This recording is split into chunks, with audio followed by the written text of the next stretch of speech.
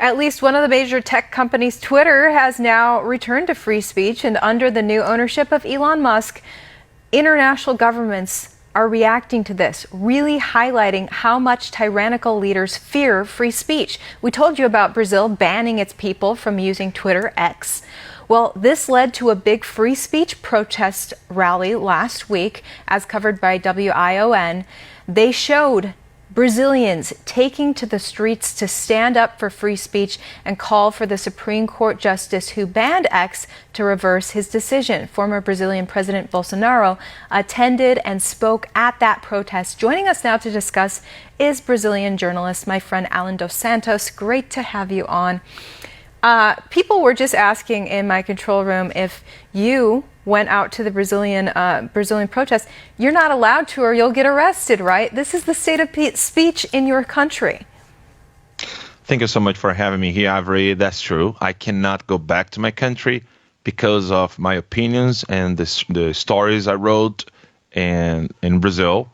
I'm a criminal according to Alexandre de Moraes' head, not according to Brazilian law. So that's why he ordered my arrest and deportation, but he can't because the United States recognized that as a journalist, I'm not committing any crime.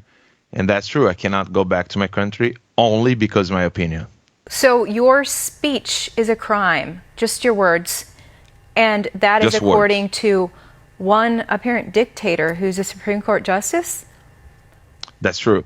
The same guy who put Elon Musk in the same inquiry that I am at, and both Elon Musk and we cannot access anything about this inquiry. So we are not supposed to know what kind of accusation we are receiving. Even the word accusation is not accurate because it's not the prosecutor who is accusing us.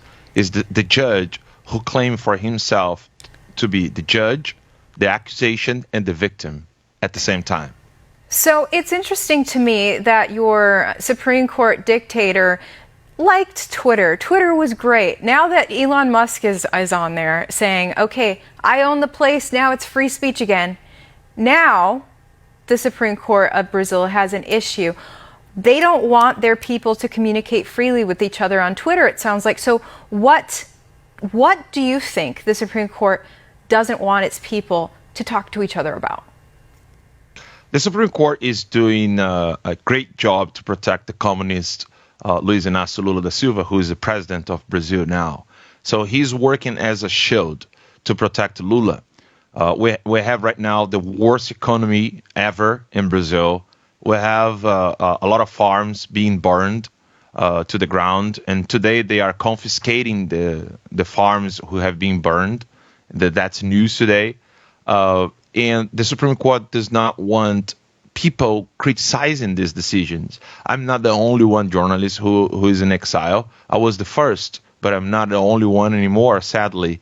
There are a lot of journalists outside of Brazil, some of them in exile, others just decided to leave the country to keep doing their work. Like Luiz Lacombe, who is a very famous journalist in Brazil now, he's working with me on Terça Livre, and we are broadcasting on X.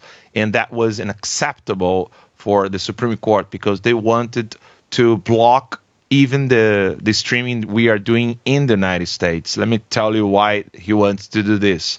Since Elon Musk has a company called X that operates in Brazil, even he is not the CEO of the company, if we are not allowed to talk in Brazil, he doesn't want us to talk to the world.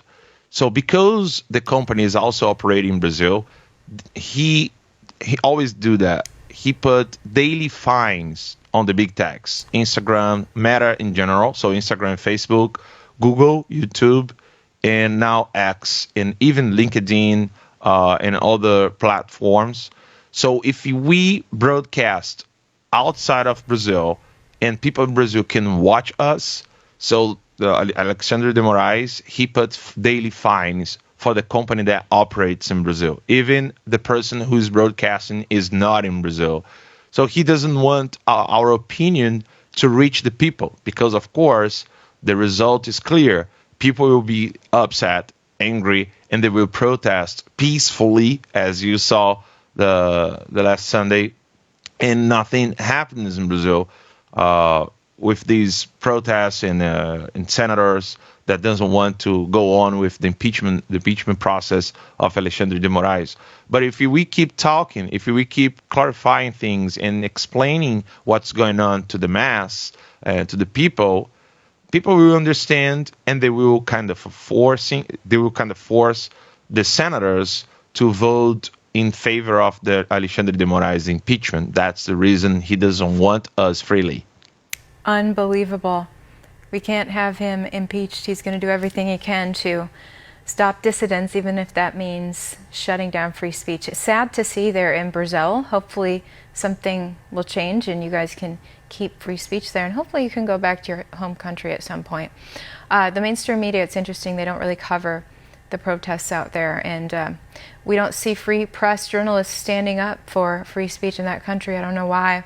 My former colleagues and I, we used to, we were taught that was our one big stand, was free speech as free press journalists. But free press is kind of compromised in America now too. But I'm glad in the meantime that you can at least stay in exile in our country, that we're not as bad as Brazil, at least. Allan dos Santos, it's great to have you on. Great talking to you again. Thank you so much. I appreciate it. And keep doing your job, keep doing your work. One American News Network is doing a great job. And remember, what's happening in Brazil can happen in the United States too. All these journalists that are not covering what happened in Brazil, they are covering what's happening against Israel, protecting Hamas and Hezbollah, these two terrorist groups that praise Lula da Silva as a president, as Joe Biden and all the Democrats in the United States. So we need to keep our eyes open because they cannot pack the Supreme Court. Otherwise, this problem could reach the United States too. Thank you so much. Absolutely. Thanks, Allan dos Santos.